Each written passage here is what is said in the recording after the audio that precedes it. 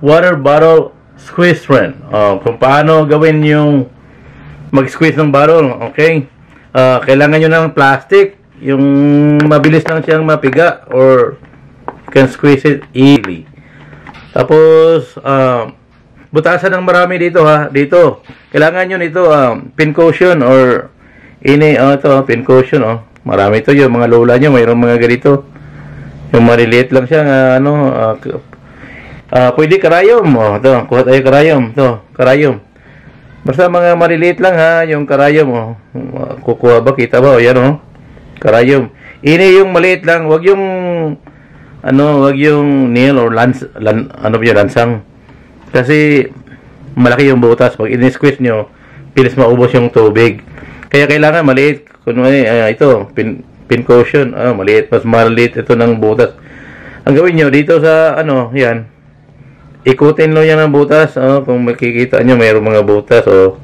Butasan nyo. Yan. Butasan nyo ng marami. Kahit 1,000. Basta hanggang dito lang, hanggang from bottle right here. Siguro, from right here, mga 1 inch lang siya. Dito lang magbutas. Paikutin mo lang to ng butas. Maramihan mo lang. Wag dito sa masyado sa baba. Dito lang.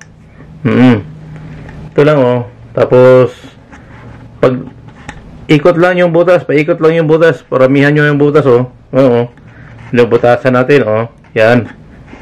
Butasan natin ng marami.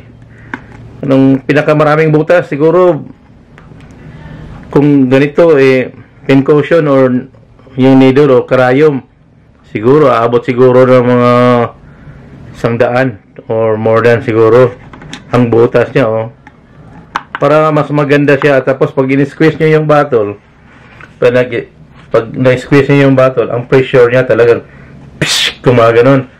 Kaya maganda tingnan. Kaya sige, try natin to guys. Okay? Bye bye. Sige, dali natin sa labas. Try natin.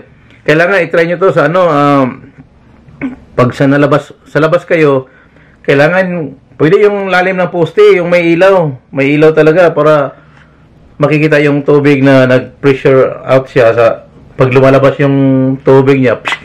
Ganon, makikita nyo yung shower niya. Talagang maganda siyang tingnan. Try natin para makita nyo. Ang gawin nyo lang talaga, butas lang dito maraming butas. Doon lang sa liig dito Dito lang Okay? Sige, try natin guys. Okay, bye-bye. Guys, kailangan nasa baba yung camera nyo or nasa ground. Okay? Tapos papunta siya doon sa poste. Yan So kailangan nasa siya So kailangan yung camera nyo nandyan sa baba para pag tumayo kayo, kuha lahat dyan.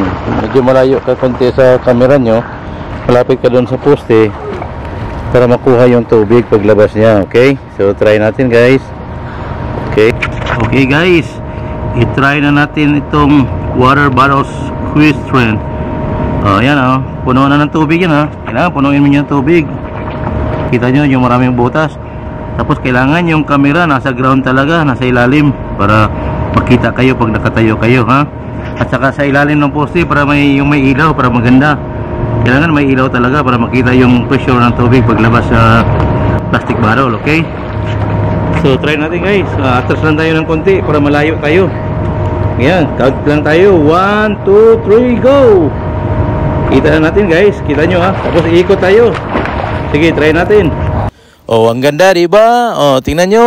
Yay! Paki-share guys para malaman din sa iba. Thank you. Bye-bye.